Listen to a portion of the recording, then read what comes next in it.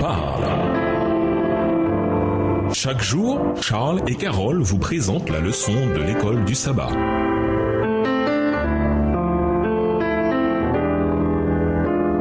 Bienvenue à votre émission. Dieu nous parle. Voilà la leçon de mardi, organisée pour le service. Lisons 1 Corinthiens 12 et versets 12 à 25. En quoi le corps humain fournit-il une excellente illustration de ce qu'est un travail en petit groupe dans un partenariat harmonieux? 1 Corinthiens 12 et versets 12 à 25. Car comme le corps est un et a plusieurs membres, et comme tous les membres du corps, malgré leur nombre, ne forment qu'un seul corps, ainsi en est-il de Christ. Nous avons tous en effet été baptisés dans un seul esprit pour former un seul corps, soit juif, soit grec, soit esclave, soit libre, et nous avons été abreuvés d'un seul esprit. Ainsi, le corps n'est pas un seul membre, mais il est formé de plusieurs membres. Si le pied disait « Parce que je ne suis pas une main, je ne suis pas du corps », ne serait-il pas du corps pour cela? Et si l'oreille disait « Parce que je ne suis pas un œil, je ne suis pas du corps », ne serait-elle pas du corps pour cela? Si tout le corps était œil, où serait l'ouïe? S'il était tout ouïe, où serait l'odorat? Verset 18. Maintenant, Dieu a placé chacun des membres dans le corps comme il a voulu. Si tous étaient un seul membre, où serait le corps? Maintenant, donc, il y a plusieurs membres et un seul corps. L'œil ne peut pas dire à la main « Je n'ai pas besoin de toi », ni la tête dire aux pieds « Je n'ai pas besoin de vous », mais bien plutôt les membres du corps qui paraissent être les plus faibles sont nécessaires. Et ceux que nous estimons être les moins honorables du corps, nous les entourons d'un plus grand honneur. Ainsi, nos membres les moins honnêtes reçoivent le plus d'honneur, tandis que ceux qui sont honnêtes n'en ont pas besoin. Dieu a disposé le corps de manière à donner plus d'honneur à ceux qui en manquaient, afin qu'il n'y ait pas de division dans le corps, mais que les membres aient également soin les uns des autres. Non seulement Paul révèle l'importance des dons spirituels dans la vie de l'Église, mais il propose également un modèle d'organisation de ces dons. Il discute des dons spirituels dans le cadre du corps de Christ et de la manière dont il peut fonctionner. Une étude de l'anatomie et de la physiologie révèle que les organes du corps sont organisés en différents systèmes interdépendants. Le système digestif, cardiovasculaire, respiratoire et osseux. Voilà quelques exemples de systèmes d'organes complexes du corps. Les dons spirituels sont comme les différentes parties du corps. Ils fonctionnent de manière optimale quand ils sont organisés en système ou en groupe. En fait,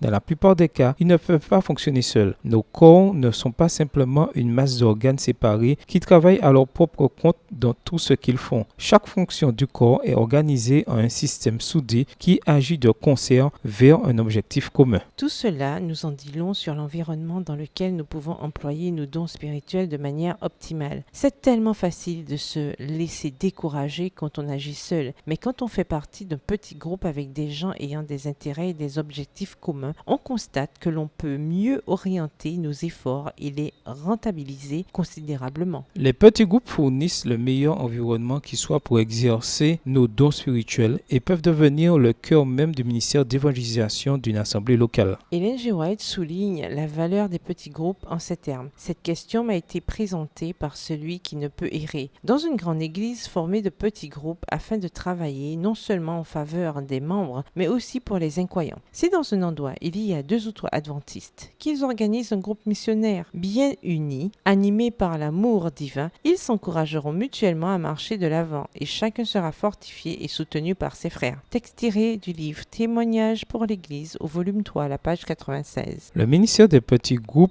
est ordonné par Dieu pour permettre à chaque membre d'église de grandir spirituellement, de vivre une chaleureuse convivialité et d'utiliser leurs dons reçus de Dieu dans le service. Réfléchissez à la déclaration d'Ellen G. White ci-dessus. Analysez-la point par point. De quelle manière ce conseil divin peut-il être mis en œuvre dans votre église? Au revoir. Et à demain si Dieu veut. Dieu nous parle. Chaque jour, Charles et Carole vous présentent la leçon de l'école du sabbat.